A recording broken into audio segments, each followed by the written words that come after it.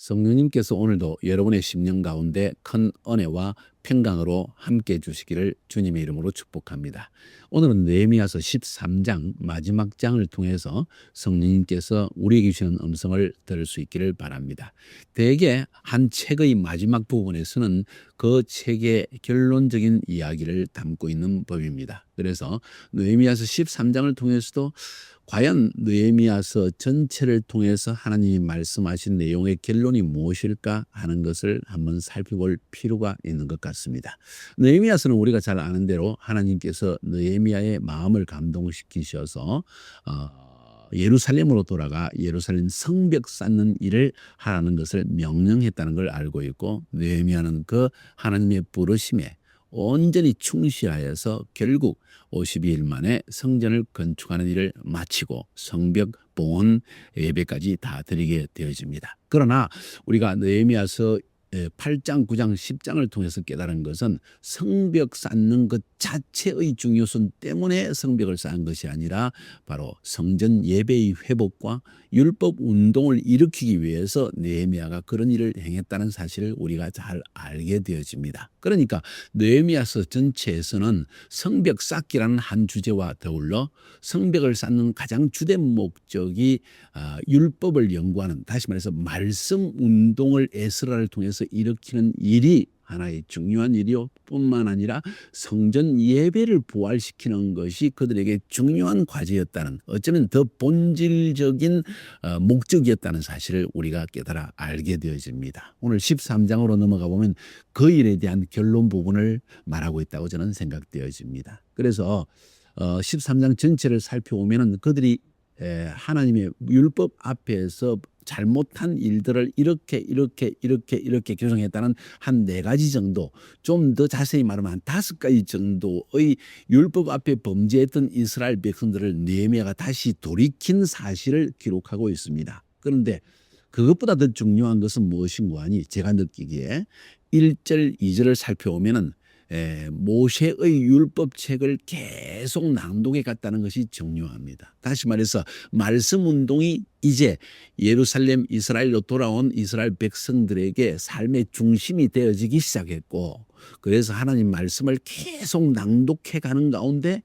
하나님의 뜻이 뭔지를 하나씩 분별해 나가기 시작하고, 그 하나님의 뜻을 분별할 때마다 그 말씀을 그들의 삶 가운데 어떻게 실천해 나갔는가, 또 그 말씀을 배움에도 불구하고 그들이 어떻게 말씀을 실천하지 않고 실패했는가 하는 이야기까지 담고 있는 것이 13장의 내용입니다. 그렇다면 느헤미야서 전체의 결론이라고 말하고 있는 13장에서 말하고 있는 것은, 느헤미야는 궁극적으로 성벽 쌓는 것이 궁극적인 목적이 아니라 성벽을 쌓음으로 말미암아 이스라엘 백성들이 하나님의 말씀을 통하여 정체성을 다시 회복하고 또 성전 예배를 부활시키는 것이 하나님의 뜻이라는 사실을 더 깊이 깨달아 알게 되어집니다. 그래서 13장 이 책의 마지막 결론 부분에 해당하는 1절, 2절에서 계속 모세의 율법책을 낭독해 나갔다는 표현을 특별하게 하고 있는 것입니다. 그리고 그 율법책을 낭독해 나갈 때 깨달은 몇 가지 사실, 그리고 율법책이 성경 말씀을 연구하는 게 그들의 삶의 기초가 되어질 때, 삶의 중심이 되어질 때, 그 삶의 기준이 되어질 때 실질적으로 그들의 삶 가운데 신앙의 갱신이, 영적 갱신이 일어났다는 사실을 말함으로써 느헤미야서를 마치고 있는 것입니다. 그것이 느헤미야서의 결론입니다. 자, 결국 우리의 삶에 영적 갱신이 일어나야 합니다. 특별히 올해 여러분의 삶에 영적 갱신이 일어나게 되기를 주님의 이름으로 축복합니다. 어떻게 갱신이 일어날까요? 하나님의 말씀을 통하여서 일어날 수 있다는 것입니다. 말씀이 우리 삶의 기준이 되어질 때 비로소 그 말씀에 비추어서 우리 삶의 잘못된 부분을 고쳐나갈 수 있는 것이라는 사실을 느헤미야는 다시 한번 이야기하고 있는 것입니다. 자, 심지어는 말씀을 배우고 있는데도 불구하고 우리는 그 말씀이 형식화되어져서 실제로 우리의 삶에는 말씀과 동떨어진, 말씀을 실천하지 않는 삶을 살 수 있다는 것까지도 이야기하고 있습니다. 느헤미야서의 이 결론 부분을 통해서 이스라엘 백성들이 그들이 정체성은 말씀 안에 있고 말씀을 통해서 이스라엘 민족을 회복시켜지는 이러한 일을 감당해 나갔는데 결국 그들은 또 실패하고 느헤미야가 황제에게 갔다가 다시 돌아와서 또다시 개혁을 하고 이런 일이 반복적으로 일어나고 있다는 사실까지도 미리 지금 암시하고 있는 것입니다. 그래서 몇백 년, 약 400년 뒤에 예수님께서 이 땅에 오셨을 때 그때 느헤미야가 한 개혁은 다 엉망이 되어졌고 결국 이스라엘 백성은 또 말씀을 떠나서 형식화적인 말씀 운동, 형식화된 성전 예배를 드리고 있는 모습을 복음서에서 우리가 보게 되는 것입니다. 자, 그래서 결론적으로 느헤미야 13장 전체에서 말하고 있는 것은 하나님의 말씀만이 우리의 삶을 바른 길의 삶의 기준이 되는 것이다. 그럼에도 불구하고 우리 인간의 본성의 죄악성 때문에 끊임없이 말씀을 실천하지 않고 말씀은 형식화되어지고 예배도 형식화되어지는 일이 일어날 수밖에 없다. 그럼에도 불구하고 하나님의 말씀 운동을 통해서만 우리는 우리의 삶을 영적으로 갱신하고 개혁해 나갈 수 있다는 굉장히 중요한 주제를 우리에게 다루고 있는 것입니다. 자, 이것이 전체의 중요한 내용입니다. 그 안에 자세한 내용들은 사실은 그렇게 크게 자세하게 다룰 문제는 아닌 것 같습니다. 먼저 첫 번째 문제는 뭔가니 율법을 낭독하고 읽어나가는 가운데 모압 족속과 암몬 족속은 이스라엘의 배종에 들어오게 하지 마라. 왜냐하면 그들이 출애굽하여서 그들의 땅을 지나갈 때 이스라엘 백성들에게 먹을 양식도 주지 않고 물도 주지 않고 그래서 그들이 우회해서 돌아갈 수밖에 없었다. 그런데 그들은 심지어 그것도 싫어해서 발람에게 뇌물을 줘가지고 저주를 하게 했다. 그런데 하나님은 저주를 복으로 바꾸었다. 그래서 그들을 너희들의 회중에 들어오지 못하게 하라 하는 이 말씀을 듣고 이스라엘 백성들이 자기들이 결혼한 사람들 중에 모압 족속과 암몬 족을 아예 쫓아내버렸다는 이야기. 그 이야기, 말씀에 순종했다는 이야기를 첫 번째 사건으로 다루고 있고 그 다음에 4절부터 시작하고 9절까지에서는 암몬 사람 도비아라는 사람이 그 당시에 제사장 엘리야십과 서로 연관관계가 있습니다. 나중에 보면요. 자세하게 살펴보면은 28절에 보면 대지상 이 엘리야십의 손자인 요다야의 아들 하나님, 그러니까 고손자죠. 그가 오히려 이 호론 사람 산발롯의 사위까지 되었다. 제사장부터 굉장히 타락을 했다는 것입니다. 자, 중요한 사실은 이 암몬 사람 도비아와 대지상 엘리야십이 서로 연결이 돼 있어서 이 심지어는 하나님의 성전에 있는 11조를 넣는 그 방을 도비아에게 줘버렸다는 거예요. 그 말은 다른 말로 표현하면 도비아가 하나님의 성물을 지 마음대로 주무를 수 있는 그런 권한을 가진 자가 되었다는 것입니다. 누가 그 일을 했습니까? 대제사장 엘리야십이 했습니다. 무엇 때문에 했습니까? 친족 관계요, 또 가까운 관계요, 뇌물로 엮여진 관계였기 때문입니다. 세속주의에 완전히 빠져드는 것입니다.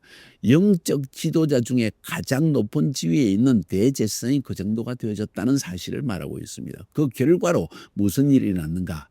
이 느헤미야가 황제에게 12년 만에 예루살렘 성벽을 다 쌓고 난 다음에 12년 만에 바빌론에 돌아가서 페르시아 황제를 아련하고 다시 허락을 받아가지고 나왔더니만 1년도 채 못 돼가지고 이런 일이 일어난 거예요. 그전에는 몰랐던 것입니다. 그래서 그 도비아의 왕을 강제히 청소해버리고 쫓아내고 그 방을 다시 정결하게 했다는 이야기. 다시 말해서 하나님의 말씀에 의해서 이 도비아는 암몬 사람이잖아요. 암몬 사람과 모압 사람은 여호와의 회중에 들어오지 못하는데 이런 일이 일어났기 때문에 그가 다시 성전을 깨끗하게 한 일을 기록하고 있고 세 번째는 또 10절부터 해서 14절까지 아마도 이 도비아 사건과 연결이 되어 있는 것 같습니다. 11조를 거두는 방을 담당하고 있으니까 도비아가 레위인들에게 줘야 될 11조 월급을 주지 않았다는 이야기죠. 백성들의 11조 중에서 레위인들에게 월급을 줘야 되는데 월급을 주지 않으니까 레위 사람들이 도망을 다 가버렸습니다. 그러니까 말씀을 가르치는 일이 해이해졌고 성전 예배도 해이해졌다는 결론입니다. 그 일을 또 느헤미야가 바로 잡습니다. 그 이야기를 지금 그리고 적절한 사람을 세워서 결국 이 레위인들이 다시 자신의 직무를 감당할 수 있도록 했다 하는 이야기. 그 다음 15절부터 22절까지는 안식일을 지키지 않는 이 일에 대해서 느헤미야가 깨달아 알게 되어집니다. 안식일에 일을 하는 겁니다. 술틀을 받고 곡식단을 나귀에 실어서 운반하고 포도주와 포도와 무화과와 짐을 싣고 안식일에 예루살렘에 들어와서 식물을 파는 사람들이 있었다는 것입니다. 유다에서 이게 어떤 사람이 그런 일을 행했다는 거예요. 또 뿐만 아니라 두로 사람들, 이방인들이 예루살렘에 살면서 안식일에 막 팔고 있다는 거예요. 두로는 지금으로 알면 어딥니까? 레바논 땅이죠. 거기에 많은 생선들을 가져가지고 막 팔고 있으니까 안 되겠다. 그래서 그거를 또 금하였다는 것. 그러면서 유다 귀인들, 유다의 지도자를 꾸짖어서 너희가 왜 이런 악을 행하면서 안식일을 지키지 않느냐. 바로 이 안식일을 지키지 않기 때문에 하나님께서 이 재앙을 이 예루살렘에 내린 것이 아니냐. 근데 너희들이 오히려 안식을 범해서 하나님의 진노가 더 임하게 하고 있다 하면서 야단을 칩니다. 나중에 또 보니까 안식일에 성문을 열어놓고 사람들이 성문을 왔다 갔다 하면서 물건을 파는 것을 깨닫고 성문을 다 닫아라 했더니만 장사들이고 물건 파는 사람들이 안식일에 문을 닫으니까 그 앞에서 자면서 기회를 봐서 들어오려고 하는 걸 보고 야단을 치고 호통을 쳐서 내보냈다 하는 이야기를 또 우리에게 들려주고 있습니다. 느헤미야의 개혁에 대한 이야기입니다. 안식일도 제대로 지키지 않는 그런 일들이 일어났다는 사실을 개탄하면서 기록하고 있습니다. 마지막으로 23절부터 그리고 28절까지에서는 무슨 일을 기록합니까? 바로 유다 사람들이 아스돗과 암몬과 모함 여인을 채가지고 아내를 삼았는데 그것도 죄악이잖아요. 그걸 넘어서서 이제 그 자식들이 유다 방언은 유다 말은 하지 못하고 유대인의 말은 하지 못하고 이 이방인들의 말들은 하더라는 거예요. 엄마가 그러니까 당연하죠. 그래서 느헤미야가 얼마나 분노했든지 책망하고 저주까지 하면서 두 서너 사람은 때리고 머리털도 뽑아버렸다. 이야, 이거 뭐 대단한 이야기입니다. 오늘날 있을 수 없는 이야기처럼 들려지는데 실제로 이러한 일들이 일어났다는 것을 지금 느헤미야는 기록하고 있습니다. 자, 이 일 때문에 솔로몬이 이방인을 취했기 때문에 일어난 일들을 모르느냐? 너희들이 왜 이런 악을 행하느냐? 우리로 하나님 앞에 범죄하게 하느냐? 하면서 야단을 치고 그뿐만 아니라 그 당시에 대제사장 엘리야십의 손자 요야다의 아들 하나가 호론 사람 산발랏의 사위가 되었다. 이 말은 이방인의 사위가 되었다는 것입니다. 그래서 아주 대제사장 집안이고 사람들의 명망을 받고 있고 높은 지위에 있지만 그것도 과감하게 계획해서 쫓아내겠다는 것입니다. 그러면서 마지막 기도가 이 느헤미야서 13장의 결론 부분입니다. 느헤미야가 하나님께 기도합니다. 주님, 저들이 제사장의 직분을 더럽히고 레위 사람에 대한 언약도 어기고 있고 그래서 그들을 다시 일을 맡겨서 서게 했습니다. 그리고 이 모든 하나님 앞에 정한 기간에 11조와 조석적으로 아침 저녁으로 드리는 제사와 모든 것 그리고 하나님께 드리는 이 첫 열매들을 하나님께 드리게 하였습니다. 하나님 나를 기억하사 복을 주옵소서 하는 기도로 끝을 맺고 있습니다. 느헤미야 당대 이스라엘 민족들 가운데 영적 갱신을 위해서 어찌 보면 가혹할 정도로 머리를 뽑을 정도니까요. 그럼에도 불구하고 그 마음에 하나님을 향한 열심히 불타는 사람이었다. 오늘날 이런 사람들이 있어야 되는 게 아닐까요?